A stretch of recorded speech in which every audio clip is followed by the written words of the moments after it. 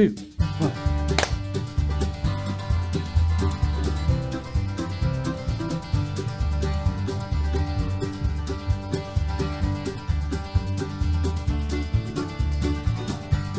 Y'all, welcome back to Kentucky Fried Wargaming, where two guys who aren't qualified to talk about anything decide to talk about a game with hard math and chance.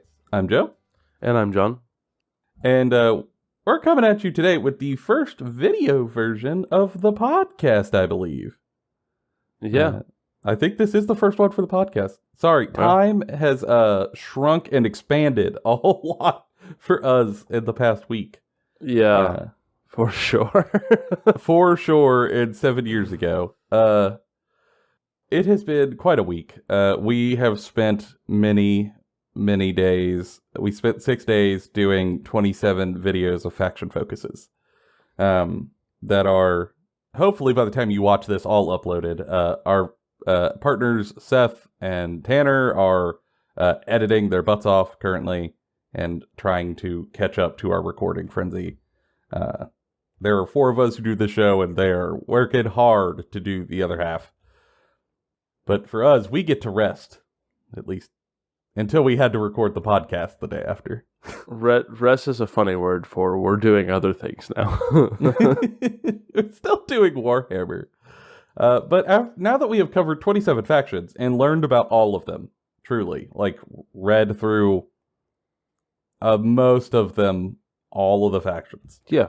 We've read all of their rules, and a vast majority of their data sheets. We thought now might be a time to have a little touch base on 10th, because there is one big question that a lot of people have been asking as we go into this.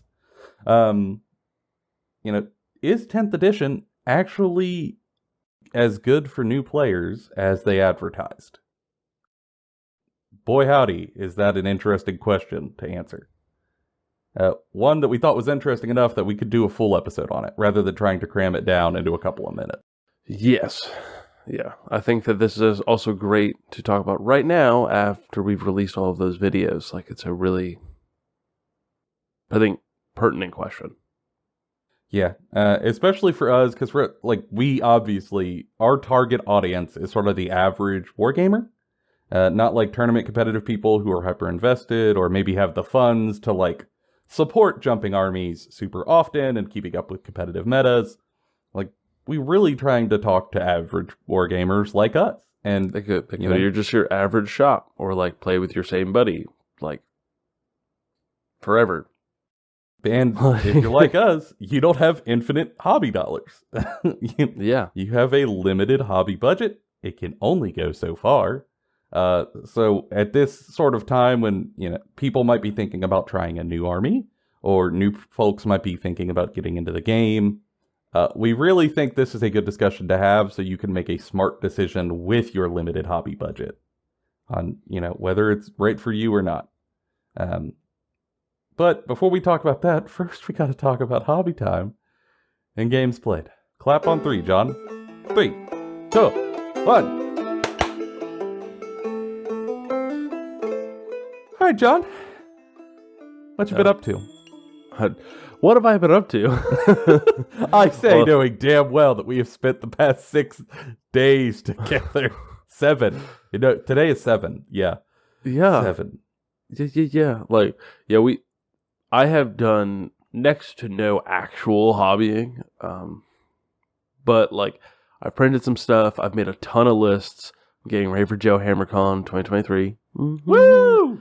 Where we're going to play just almost 5 straight days of 10th edition with 7 or 8 other people. It's all going to be pizza and beer and Warhammer, I guess.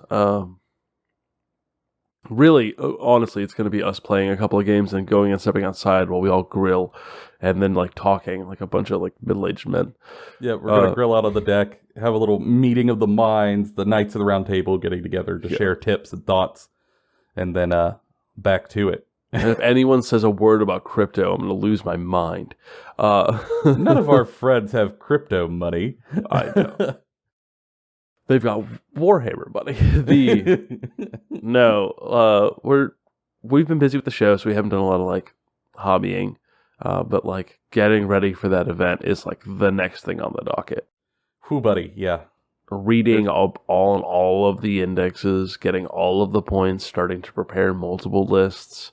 Building our digital spreadsheets to substitute for list builders. Yeah, just like in general, it's been exciting though. Like normally the most exciting part about the hobby and the hobby wise is like doing the hobby. Very rarely do you get the experience of like, oh, it is fresh, new, nobody knows nothing. Everything's changed, and we're gonna figure this out. And like, there'll be 4 of us sitting in a Discord, being like, "Oh, how do we oh, what you can do this? Yeah, man, you can do that. Oh, wow. Oh, what about this? Do you think I can do this? I mean, it reads to me like you can do that." And like, it's just a bunch of people hanging out, reading over rules, figuring out what we're gonna play and how we're gonna like it. And a lot of list iterations of like, here's the screenshot of my current list. What are your thoughts? Oh, maybe add X. Oh, cool. Here's my list. What do you think? I don't know. Maybe add Y. Hey, I have 200 points left in this list. I'm thinking about will these 3 things help me decide? Like, it's just fun. It's a good time. It's just a good time. It's a good time. Yeah.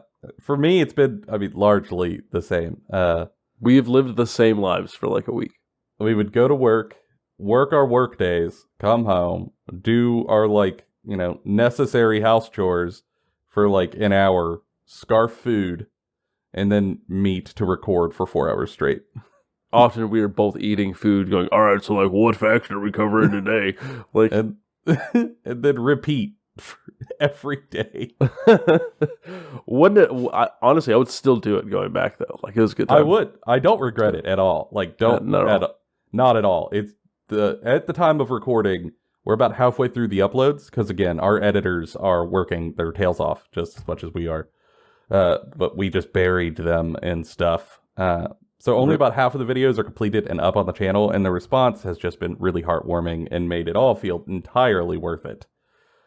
It has been super fun, and is the bulk of our hobby time, me included. I've been a little lucky because my printers aren't in the room where I record.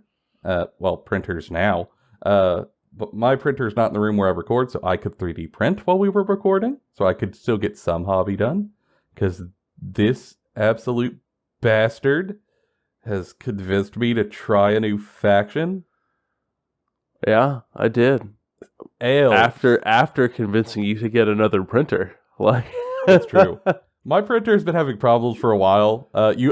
For people who listen to the hobby section, I've been fixing it often.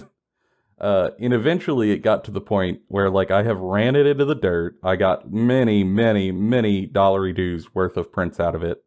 And it worked great. But now it's to the point, it's kind of like a really old car. You know, how much is worth fixing in a really old car? And yes. The answer to that is kind of variable. You know, if it's like an old square body, like a C10 or something, a lot's worth fixing because that thing's pretty awesome. But in like your standard consumer level printer, the math doesn't work out quite the same. Yeah. If the parts more readily available, it might be. I mean, I could get the parts, but I would need multiple parts, and by the time I got it all together, it'd be like $200. Yeah. And at that price point, I'm close to the price of the printer. Yes. So, it made sense. So I got a new printer, which is great, and I got that set up late nights after we recorded, and then before I went to bed in like that 20-minute sliver. So I've been able to do some printing, which is really cool. And I'm going to need it because of the friggin' elves. I mean, all I'm saying is that I'm surprised it took you this long to enjoy Eldar. I knew that this day would come when you were like, man, I kind of like Lumineth. And I was like, really? And then you explained why you liked Lumineth. And in my head, a little seed was dropped where I was like, you can convince this motherfucker to play Eldar. You just got to wait the patient game. Yeah, because like Lumineth, I really liked the flavor, but the mechanics didn't work for me. They were just really, really cumbersome. Still are. Even though like they played like I play Total War. But alas, the rules just did not mesh, so. Yes. Bye-bye, Lumineth. Eldar don't lean so far into, like, the complicated competitive space. They're more like a Johnny army. Yeah, they're very Johnny in 10th edition. Which is cool. Which is real cool. So now instead of doing the sensible thing, and playing factions I have for Joe HammerCon, which is in roughly 2 weeks. 2 weeks. I'm going to do an entirely different force I have never played before, know very little about other than the lore and what I've been able to read in Theorycraft, and 3D print 2,000 points worth and more, so I have some options. You'll have a blast. That'll be And fun. digitally kit bash a vast majority of that army, so it's my own. You'll have a great time. Yeah, I think I will. It's just timing. But it's gonna be a great hobby journey. And also, in between there, I've got to do some painting. One of my good friends is having her birthday in a couple weeks. And, well, no, is it this weekend? Oh, it's this weekend. I only have a week. Is having her birthday this weekend, and she is a colossal Harry Potter fan, and like one of the sweetest people I've had the pleasure of knowing. So for her birthday, I am printing her a Thestral statue, which is like her favorite creature from Harry Potter, which is also just an endearing choice. And I'm got that printed. It is downstairs drying now, and I'm going to paint that up for her to the best of my limited ability as a little present. Yeah, I oftentimes kind of hesitate to do hobby as a present, but in this case, it just feels right. Yeah, especially because you're not like buying merchandise for reasons. Yes, it's printed, so Yes. that lady ain't getting a dime. Yeah. Stay on your island. Yes, please, away from me. So yeah, I got to support a little 3D modeler who was awesome. Hell yeah, Cults 3D. And I'm kind of excited to paint it. The problem is going to be that, like, Thestrals, for people who like know what that looks like, is like a very dark creature. So it's going to be a lot of blacks and grays, like dark grays. So I'm going to have to be kind of clever with my highlights and stuff. I think you can do it. I think so too. It's just going to be a fun little hobby challenge, but to be honest, I think it'll be a nice palette cleanser while I 3D print my butt off, and it might help to sort of like prep me for when all of my elves are printed. And I'm like, okay, I did something that was just a statue, not for an army. Let's dive into army painting. Yeah. That's my go-to like palette cleanser, which I think I'm going to do after the HammerCon. Yeah. Yeah, I've got an idea in my head for how I want the elves to look. I think I might try to go for like a burnt umber to like deep orange. Like a very autumnal scheme. Yeah. And then maybe some like blues as a contrast color. Yeah. Maybe some like black for the undercoat, like metal parts. So it looks like vaguely spooky, but not like vibrant spooky. Like, I want an army that you look at it and you think of like late autumn and the smell of petrichor. Like that's the thing I want people to get in their brain. Imagine having that smell and then all of a sudden you were surrounded by jet bikes and death. How awesome. Oh, wow. That's the idea of the Eldar being like these like wild hunt fae is pretty interesting. There's parallels. There are parallels. I'm onto something, good. Huh? Yeah, I'm kit bashing my Wraith Knights to have like antlered helms and stuff. My Archon has antlered helms. Like, I am leaning into the idea heavily. And I think it'll make it a fun little passion project. It also might protect me from people thinking I'm playing Eldar for their apparent competitive viability right now. I think it's really hard to say anything is like competitively viable or S tier currently. Like, we do need to see it played. Like, I know people are used to doing that because of Codex releases, but this is not that. I suspect Eldar are going to be good. I mean, there probably is an incredible build out there, but it ain't what I'm bringing, so I ain't too worried. Yeah, but it's a thing. We've read all the rules, seen all the points. Now we're going to talk about, is 10th edition good for new people? Play the music. 3, 2, 1, clap!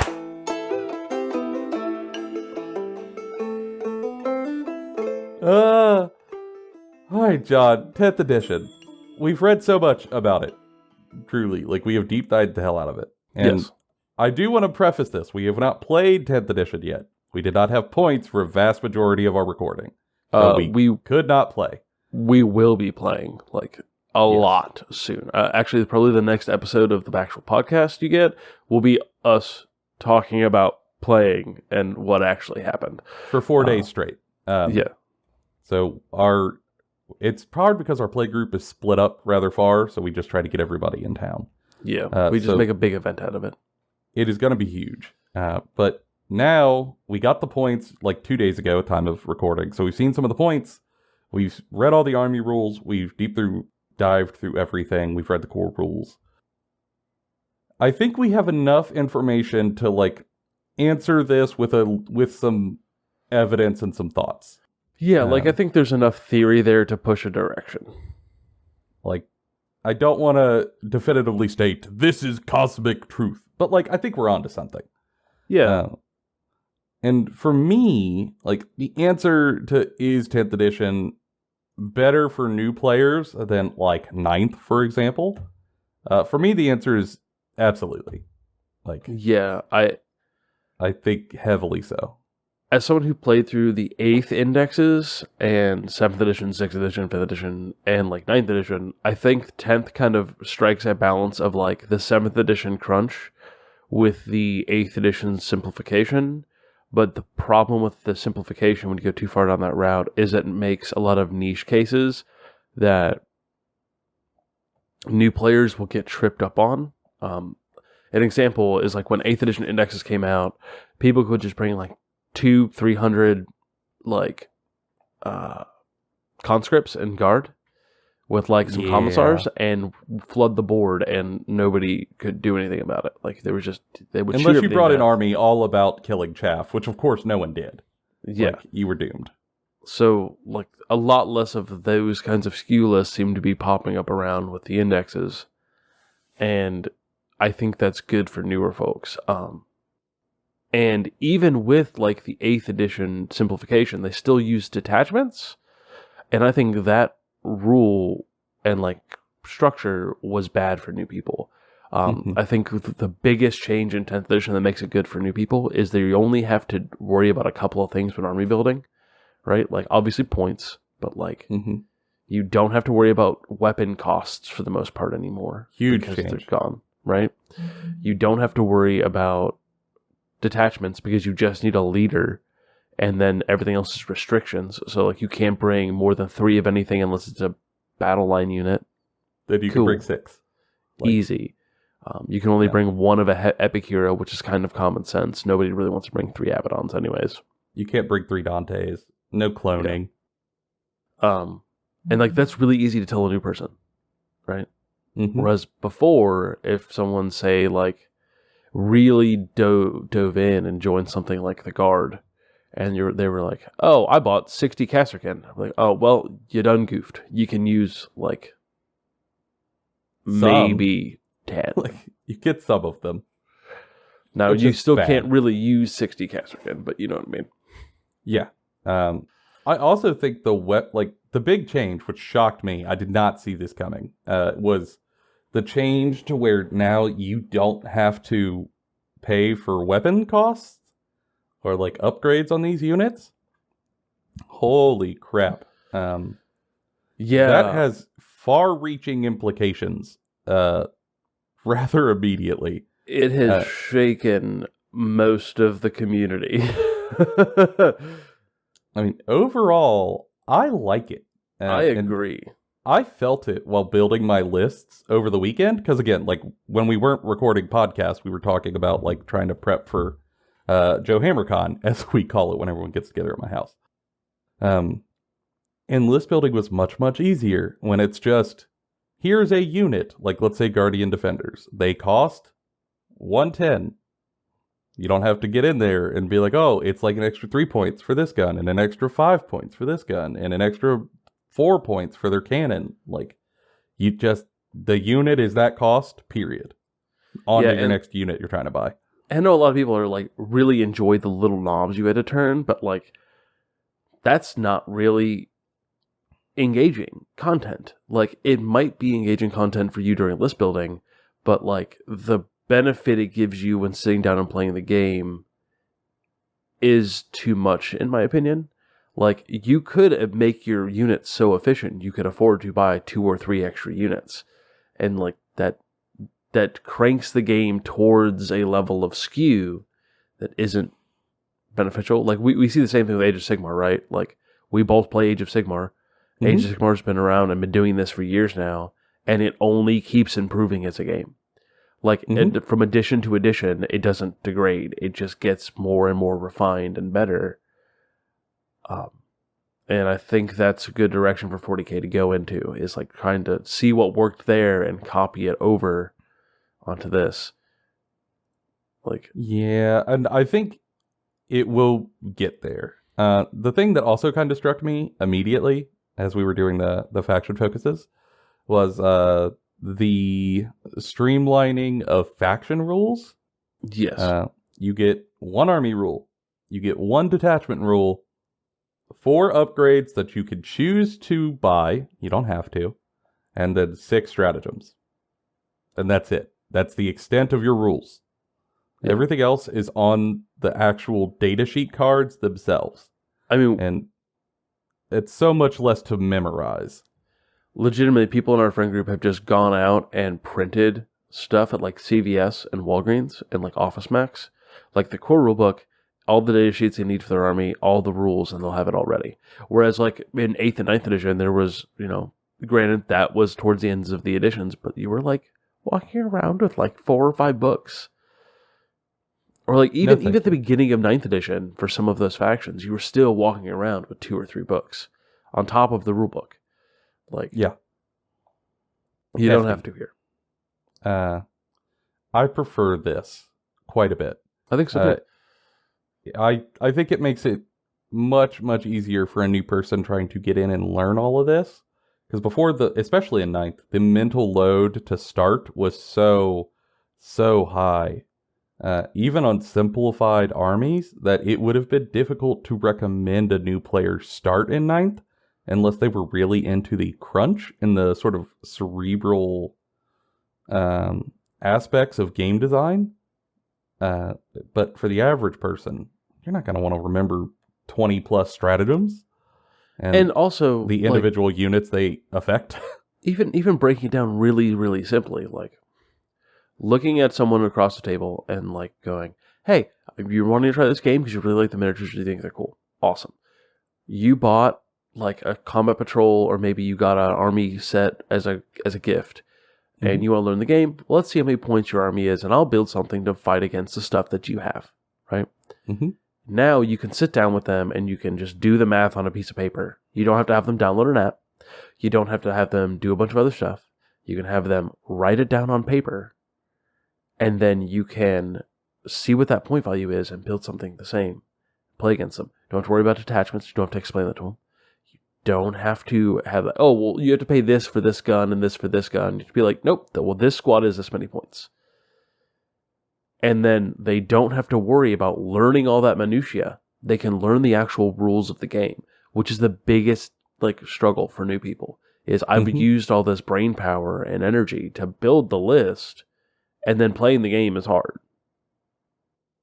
And now building lists is easy, and honestly, playing the game, once you've gotten in some reps, seems like it's going to be easy. Universal keywords, universal stratagems, just like stuff that everyone's going to know, makes it easier to teach new people and to play games with someone who might be returning, because this is going to be shared knowledge, right? Yeah. And I even felt that when we were reviewing, well, not like reviewing, but doing faction focuses for the indexes. Yeah. When we started and, I'd look at a data sheet, I would sort of struggle because I'd have to go pull up the keywords to figure out what does lethal hits do? What does sustained hit 1 do? What is you just don't devastating know. Wounds? And over time, you started to, I would internalize the common ones. So then when I looked at further indexes, it got faster and easier because I just knew, okay, this means you get exploding 6. Cool. Yes. And every now and then a weird one would show up, like Lance, that you don't see super often. And you might have to look up one, but it did get much faster to review the forces. I imagine it will do the same in play. It also will really help when, say, I know someone who plays Sisters of Battle, and they're going to try to get into 10th edition. This, after trying to play for multiple editions.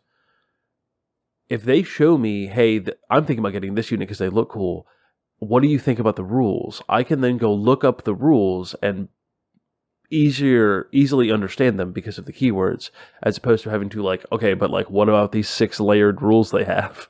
Like, I know what their army rule is. Yeah, and I can like just read the data sheet and be like, oh yeah, that would be neat and does this, and kind of like help them along until they get to the same level of competency where they can, read a data sheet and go, oh, this does these things, and that's what I'm looking for. Boom. Yeah. And that's the ticket for getting new people into this game. It's like empowering them to be able to make their own decisions, not just like throwing the internet at them and going, do this. Just like teach yourself, man. Like, there's Mount Everest over there. Just go climb it, dude. Yeah. What do you mean this obscure plastic miniatures game isn't your special interest? How do you mean you're neurotypical? Like, oh, disgusting. Yeah, I think just overall, the game feels less cumbersome. And I think things that are less cumbersome in general are good for new folks. Mm-hmm. And hopefully that might, if you're out there and you're on the fence or you're trying to get in, hopefully that gives you some thoughts on whether this might be right for you or not, or if you maybe want to do a little more research to figure that out. But for us, that is not the end of the discussion. Because, just saying it is better for new people, done, would be a little reductive, to say the least. Because there's 27 factions. It's hard to know how to get into all of them if you do decide 10th might be for me. Okay, well, what faction's for you? Yeah. Okay, how do you get into that faction? And are there some factions you should maybe avoid altogether, depending on your experience level? Like, man, I really don't like overly complicated armies, but I also love the song 16 Tons. Oh, no. Oh, well, you're in a pickle, my friend. I apologize for your life situation. So, getting into 10th. If you do decide that you want to get into 10th, how would we recommend going about it? And that's where it becomes a little harder to easily summarize. In general, you're probably going to want to pick a force that works for you and that fits your flavor and your playstyle preferences. At the time of recording this, I think all the faction focuses will be up on the channel. If you are into our style, even if you just listen to the podcast, there's the YouTube channel that we got. There are video faction focuses for every single one. They're, 15, 20 minutes a piece most of the time. Sometimes we get a little bit carried away. Sometimes with orcs, you laugh for 2 minutes straight. It's fine. Orc DoorDash lives in my head forever. Orc DoorDash, it will never leave. Or Exactula. They're over there. Maybe use that as a way to get a touch point to see what you're into. But once you sort of narrow down your flavor and the fluff that you like and the models you like, the aesthetic you're into, then comes the time of actually buying models. And that's hard. Yeah. Generally speaking, combat patrols, the idea of them is that they take a bunch of models that are cool for that faction, and then they put them together. Normally, it's a character, a troop unit of some sort, or battle line, as they call them now. Some big unit, and then a wild card thing. And then they put all of that together in a box, and it gets put out at a discount. And for some factions, that box is great. Tau, for instance, I'll shout out. Tau Combat Patrol is great. If you're looking to play Tau, it's easy for me to say, oh, maybe start with the Combat Patrol. Or Custodes.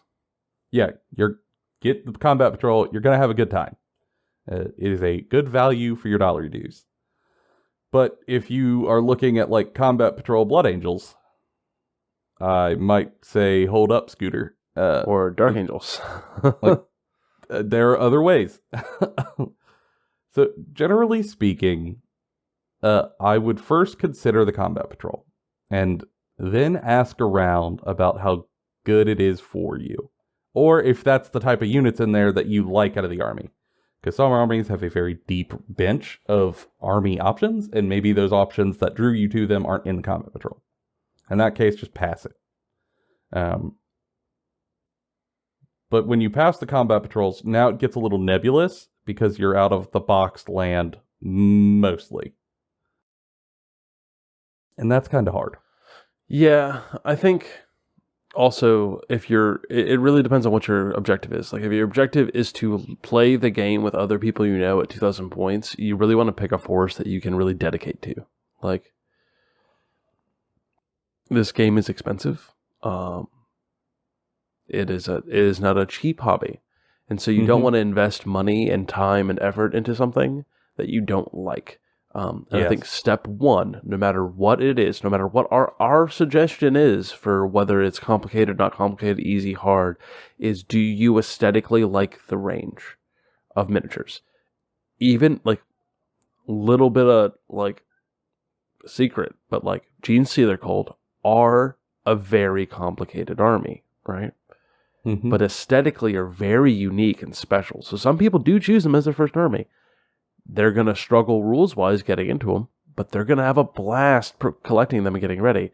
And they're just going to push through and learn the rules time and time again, but play the army. Yeah. Because the love of it will carry them through. Yeah. The love of the, like, we've said a couple times during the indexes, but like, rules are temporary, flavor is forever. And that's serious. Like, there are factions that I play because of the flavor that doesn't matter what the rules are, I'd still play them. Yep. It's That's irrelevant. most of them, to be honest. Just irrelevant. And it might be bad for a while, but I can win with a bad book. That's all right. The rules will turn and eventually. So I would enter carefully. What I would say is once you pick your faction and you know your flavor, talk to your playgroup and try to shoot for a point level. I think that is the most effective way to try to get in. Whether that's 1,000 or 2,000, up to you and your group. Yes. I think the game plays better at 2,000, but I think you can play 1,000. I think, especially for a new player. I think 1,000 is the best starting point. I think especially if you're playing with a bunch of new people together, like as a group, 1,000 points, and then next month go for 500, and then next month go to 2,000 or like 1,750, and then the next month go up. Like, that is really good. We've done that multiple times. It has helped many new people learn the game, like in a way, or if you're just learning a new faction, learn that faction slowly over time. Good. But I will say the game is mostly balanced around being at 2,000 points. Yeah. So, like, build yourself a list at whatever point level you're shooting for, and then start to price out kits for that. Once you build your army list, then you can start looking for kits and combos. If there's a combat patrol that fits it, if not, that sort of thing. Also, there are, if you don't mind doing some hobbying, you can sometimes find used deals on eBay or Facebook Marketplace. There are groups for like buy, sell, trade all over the place. Also a place that you can go if you don't mind it. Also, check local game stores. Lots of game stores have been more recently buying and selling used miniatures because they'll buy stuff and then sell it on eBay, or like they'll still sell it in the store. And it's normally at a pretty significant discount. I have found like guard tanks for like $30, $20, just like sitting in a store. Bought it. Not bad at all. I converted it up a little bit to make it special, and it's done. Like, now it's yours. It's a fantastic way to get the models. It's a fantastic way to get the stuff that you need. Yep. Also, another option out there is if you are already into 3D printing, there are places you could go find proxy models. Yes. Standard models of different designs and different flavors. I would be hesitant about it unless you're already into 3D printing as a hobby. Yes. And you also have to talk to the people you're playing with to see if they're cool with like 3D printed proxy miniatures. And also make sure like the stores and places you'll play are also cool with it. Yes. Don't just assume that you can use them wherever. And on top of that, I want to reiterate the same thing Jay just said. If you're new, I don't suggest you buy a 3D printer because that's an overwhelming experience if you're not used to modeling and doing the 3D printer stuff anyways. Yes. Like, we make the joke all the time. We always talk about 3D printing, and we're like, 3D printer go burr. It's great, but it's a huge investment. Like, it's not like buying a couple of dudes. We didn't get into 3D printing Warhammer miniatures and shit until we were like, I was like 15 years into the hobby, and he was like 5 or 6. Yeah, I think I was like over 3 in. Yeah. And really, the only reason you did is because you had other veterans who were backing you up. Yes. And it was lockdown. Like, it was COVID lockdown. So, like, Yeah. I Easy. had time to stare at a computer screen and learn 3D modeling. So it was a very unique experience in time that I would not necessarily recommend you jump into. But it is an option if you're so inclined, and your place you play is also totally fine. Yes. For example, my local game store, no problem. Yeah. Our as long as the miniature looks the same and is on the same base, roughly the same size, all cool. Local playgroup, also no one cares. Also no one cares. Encouraged, actually. But if you're going to go to like tournaments, really double check. Like, or if you're playing at a Games Workshop store. Yes. Games Workshop stores as well. So, like, I don't know. We felt like we needed to include it, but have a lot of caveats. Yeah. I would recommend, if you're brand new and you're dipping your toe in, buy boxes. Yes. For sure. And the models still look beautiful. Like, don't get me wrong. They look great. Most of them, yeah. There are a couple of armies that have some real old kits that kind of skew things, but vast majority of the plastic kits look really nice. Mm-hmm. Especially if you're playing one of the armies that has been updated recently, like World Eaters or Sisters of Battle, also gorgeous, or the Black Templar models I really like a lot. Those modern kits just beautiful. But I think flavor is king. Follow the flavor. If you are into the flavor, you will get through the rules. But there are a few armies that I might gently guide you to look at first, or might gently warn you could be difficult. And then you could take that, run with it as you please. But I think it is easier first, like John mentioned this before we were recording, but I think it's easier to talk about armies that are sort of more forgiving for new folks per faction. Because really, like, they've broken these things down into, like, Space Marines, General Imperium, Chaos, Xenos. And those are, like, the 4 overarching factions of 40K. And I think each of those have factions in them that are welcoming to new players. More forgiving, easier to learn, easier to hobby on, easier to pick up. And, like, the first one we recommend is a slam dunk. It is always designed with new players in mind. It's got to be Marines. Yes. It's got to be Space Marines. It's the flagship faction. Like, I can almost guarantee you've seen Space Marines, even if you've never seen anything else about 40K. Like, I know normal people who have seen Space Marines and know what it is, and that is the context they have for, like, the hobby I have. And that's it. Mm-hmm. Like, they have video games, they have models, they've got books, they've got action figures, they've got all sorts of things. They are the flagship main center focus of the setting. They're also very simple to learn, especially the core Space Marine book. But beyond simple to learn, they are very hard to master because their skill ceiling and their range is so wide and so high. There's so much you can do in that faction that you could just stay there forever if you wanted to. Yes, which is one of the benefits. Also, there are a lot of boxes that have had Space Marines that you could find on eBay and stuff, or like box splits, and that will make it cheaper monetarily. And if you're wanting to like split factions with people to also get them into it, there are so many boxes that are coming out, will come out. Like right now, the big box, Leviathan, it has Space Marines and Tyranids. The next box will be Space Marines and something else. I can almost guarantee it. Like the vast majority of the boxes they release are Space Marines versus some other thing.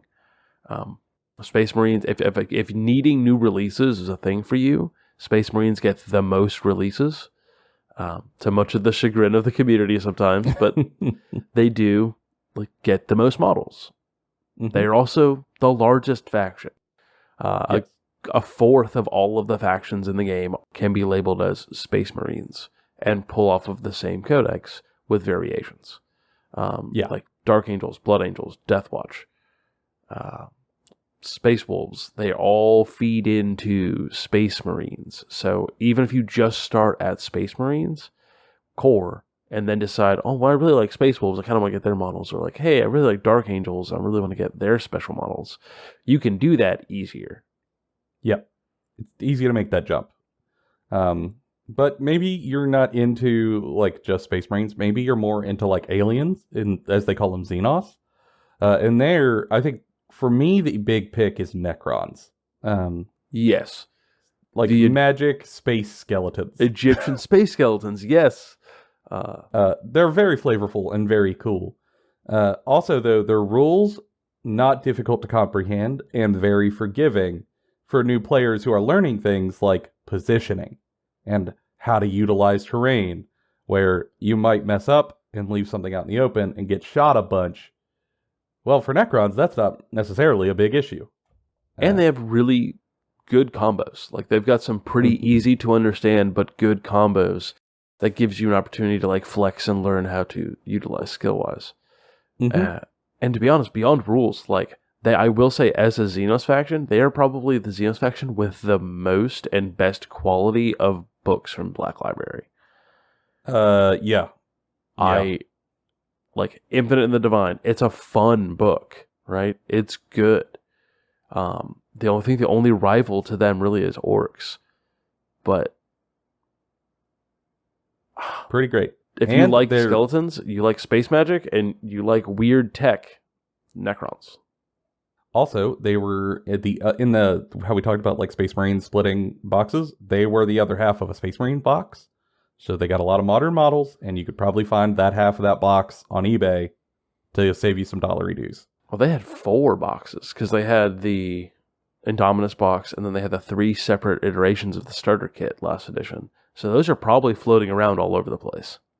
Yeah, so you can save yourself some money if you're into Necrons. Also, secondarily, I think Orcs, in terms of rules, are new player friendly, and they're really fun, and like the flavor is great. Thing I would caution you on with Orcs, though, is the price and the model count. Yes. You will need a sea of models. I mean, just asinine amounts of miniatures.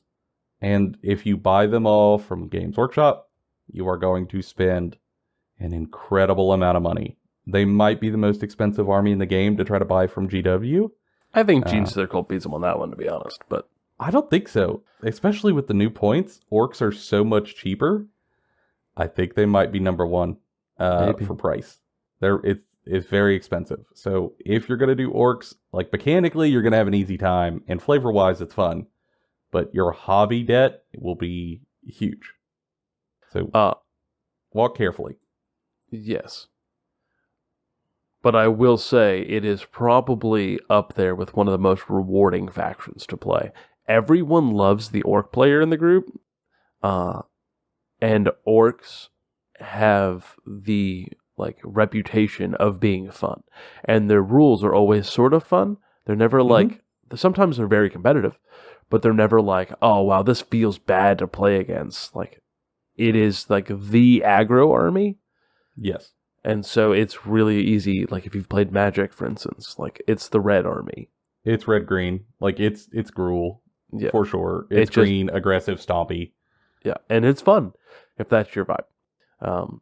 But like, know what you're getting into. Like it starts off with a box or 2 of Orcs, and then, you know, a small mortgage later, you have an entire... Don't come for me like this. Don't do this. Yeah, you have an entire Orc army. Don't do this to me. Yeah, so just be careful. Chaos. We kind of disagreed on which I think is friendliest. For me, I would argue the most beginner-friendly Chaos Army is the World Eaters, for sure. Because they're just orcs, but like spiky and mean. Yes. They stomp forward, they murder stuff with axes. Your special rule is like rolling a roulette wheel. You get bonuses to continue to stomp forward and murder stuff with axes. And their models are fresh and redone. So their kits are newer, they're pretty, they look good. They got a new big centerpiece model, an Angron, is big dude called a Primarch. That's very cool. I think it is a forgiving faction mechanically, and also new kits. If you're going to spend money, at least you're going to get really beautiful models out of it. Yeah. The only word of caution is that they have a limited range. That's one of the reasons why I almost didn't pick them. Was they are simple. Joe is all of his points are right, but on top of that, just if you're not sold on all the kits, we don't know when they're getting more models. It looks like there'll be another wave of World Eaters. As you can see, I play World Eaters. I'm a World Eaters guy. Just be warned. But the other faction that I think could be a nice entry point into Chaos is Chaos Space Marines. That's the core edgy boys. If you're a returning player, they have drastically changed from regular Space Marines. They are not just like Space Marines with spikes now. They have a lot of their own flavor and a lot of their own combos and unique things they can do. But at the end of the day, they're still forgiving in that they are generally tougher than the other things in the Chaos book and the Chaos subfaction. There is less requirement for like convoluted combos, and you can kind of get by. And because it's so wide, you can learn on it really well. And there's a lot you can do there. It's almost as wide as like Imperial Space Marines. I mean, there are tons of units in there that you could play around with for quite a while if you're going to like hard focus one faction. Also, if you're into fluff, there are many Chaos Space Marine chapters that would fit inside of the Chaos Space Marines book easily, So whatever paint job you want to give them, or if you want to paint them as Alpha Legion, or Night Lords, or Word Bearers, or Black Legion, like all of that, all falls in this book, and much more. So if you do find one that you're super into, it's going to fit in this book. Absolutely. Which gives you some flexibility, which as a new player, you might not know what chapter you like the most yet, but at least here, if you know it's Chaos, and it's Space Marine, like, you got options. And, previously I said, like, Genestealer Cult was a very complicated army, and I would, like, kind of suggest against that for Xenos. And for Chaos, the one I would kind of suggest you stay away from as a new player, if it's really your flavor, feel free to just jump right in, whole hog. But I would actually suggest staying away from Chaos Demons. I think that they're the most complicated Chaos faction. For reasons that include, like, there are some units that when they die, they make another unit that then makes another unit. That's a lot to be buying and prepping and have ready. On top of that, like, they're a board control army, which is a hard thing for a new player to learn. And also, they're a horde army. Like, they have a lot all wrapped up in themselves. And beyond all of that, like, they have a very unique play style that requires you to do a lot of, like, thinking and understanding a lot of concepts about, like, the full game. For a lot of deep strikes and a lot of pressure. And secondaries and stuff. Like, it's quite a bit. It requires a lot of knowledge of how, not just war games work, but this game specifically. Which, if that's your jam, go for it. If you're really into that kind of stuff, just dive right in, hop right on the wagon. But if what we just said made you roll your eyes, maybe look elsewhere. Just pass them up a little. Yeah. You can get that demon flavor from something else, like World Eaters, which have a lot of demons in it that, like, rip and tear, like Doom Eternal. Or Thousand Suns. Which have, like, or just, like, shooty, weird bird demon dudes. You could get that flavor elsewhere with less mechanical bulk. And the last sort of section is Miscellaneous Imperium. Yes, the catch-all. Yeah. The one I would recommend here is actually changed this edition. I would have cautioned you away from this last edition, but they have simplified them quite a bit, much to my joyous elation, because I play this faction, and I thought they were a little too complicated for my preferences. Last edition, Custodes, the big golden boys, like the big stompy lads. I think this edition, they are going to play much more simply, without a need to buy a ton of models, which keeps the price down, and in a way that's a little forgiving, because they are very tough, and they're fairly fast, and they have high armor saves. So again, much like when talking about Necrons, you're going to make movement mistakes and stuff. This army could maybe just weather that mistake. Yes. You know, oh no, I left my dudes out and got shot. Oh, well, they're tough as a coffin nail, so they only lost a wound. Okay, I'm going to keep moving. I'll fix that mistake next time. And also, I think that like it's worth talking about the money aspect of Custodes. They are cheaper because much cheaper. Points per model is much higher. So when you buy a box of dudes, it's a lot more of your points. Yes.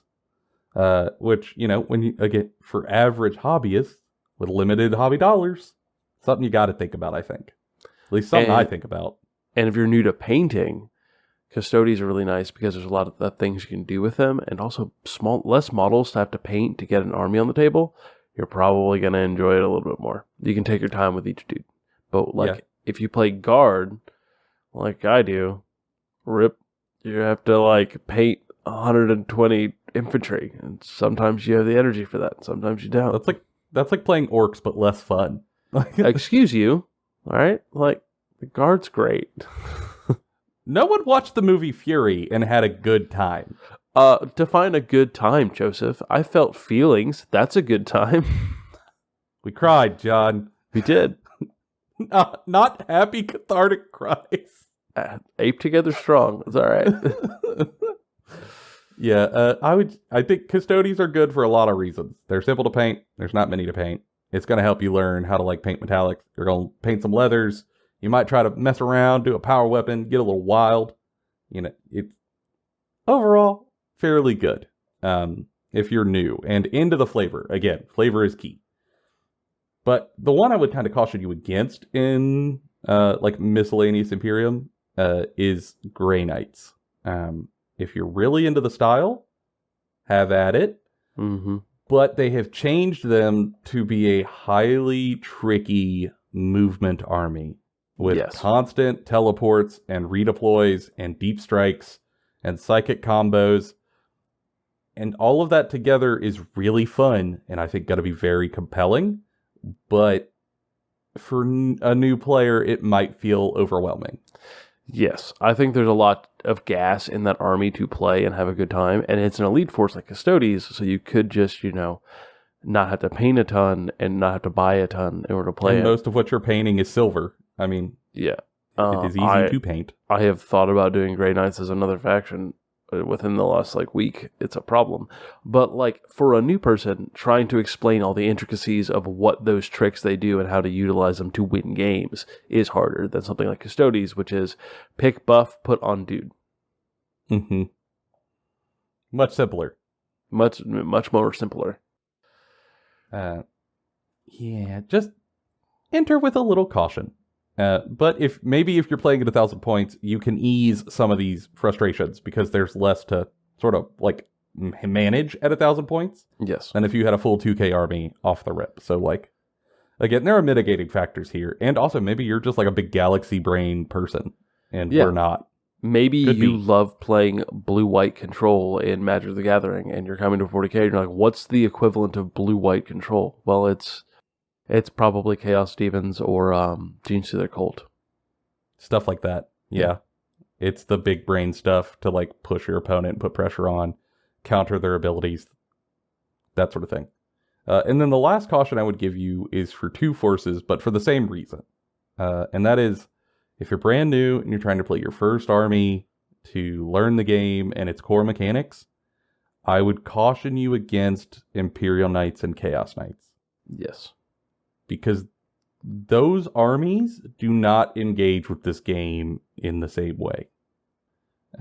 They do not have the same foot slogging or the same cover rules, and even like the way they take objectives is a little different.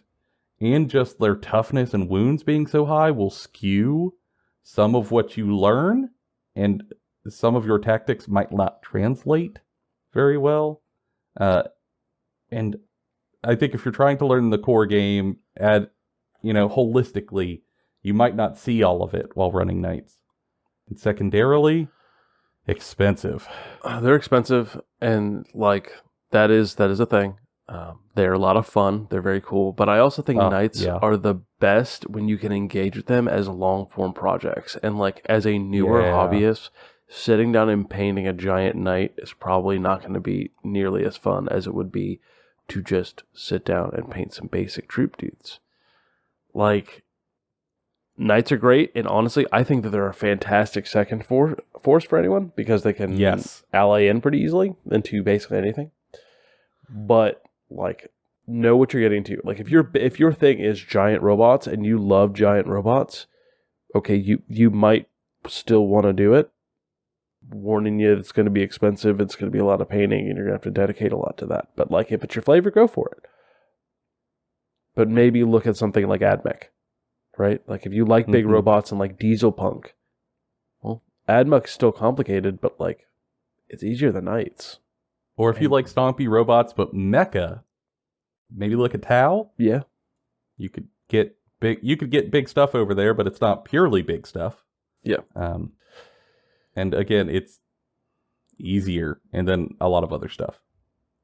So I would be cautious there in general, just because of sort of game reasons. And I don't know, for us, I think the thing we want to push home is that this edition is much, much better for new people. Yes. For sure. I think it's much better for just players. I think for playing the game, and like, the jury is out on what's going to happen competitively, right? Like, we have not seen tournaments yet for 10th edition. We have not seen like all of the crazy lists, and it's probably going to get nuts. And that's fine. Like, competitive tournament play is different from like beer and pretzels play. But I think as a beer and pretzels player, and as a like casual competitive player, this seems the most playable, the least cumbersome, the least aggravating, the least frustrating, the easiest to organize, the easiest to prepare. Like, with 9th edition, at Joe HammerCon, we picked one army to play each. That was it. Now, we are all looking at bringing 3 because it's just easier. At least 2. We can bring variety because it's easier to remember, and it's easier to play, and it doesn't take as much of a mental load. And like, we've stopped weekends before at 2 days when we were going to play for 3 because it was just too much of a heavy load. And even like, we went through every faction, all 27 factions in 6 days, and it didn't feel terrible. Like, we turned our brains into pudding, but we read all 27 factions in 6 days. It was pretty all right. Well, I feel like the brain pudding also largely came from just the fact that we have to like take notes about them and prep presentations, and then like record a show and like be on for all that time. I think if I just read all 27 indexes, I don't think my brain would be put. Yeah. Like, I think it's much easier. But the asterisk that we wanted to give and try to help alleviate is that it is still not what I would call easy to get it. That it is much, much better. It is the easiest I have seen it to get in. But that does not mean that it is necessarily super easy, and there are still pit traps that you have to watch out for. And if you can, find yourself a Wargaming Sherpa. Someone to help guide you up the mountain or through the forest to get you to the other side, while helping you avoid the areas that are maybe a little more risky or dangerous. It is invaluable and could really save you some money and frustration. And if y'all don't have Wargaming Sherpas, let us be the ones to offer. Like, we made this channel and recorded these 27 videos under the idea of helping people learn who are struggling, like especially new people, Yes. to help bridge that gap to get into the game. It's why they were oriented in a way that is simple and broad. And we, at the end of every one of those videos, said that like you're welcome to put questions down in the comments or to share them with us on social media. Y'all, we really mean that, like, deeply. We have felt how it is without a Sherpa sometimes, and we'd like to alleviate that for y'all if we can. Yeah. 100%. Feel free to share questions straight to us. Even if it's just like, what do you think of Xbox? We'll tell you to the best of our knowledge. Yep. And, you know, maybe we build a little community of people trying to help Sherpa each other through this damn thing. Maybe mess around, have a Discord, have good time memes. What an idea.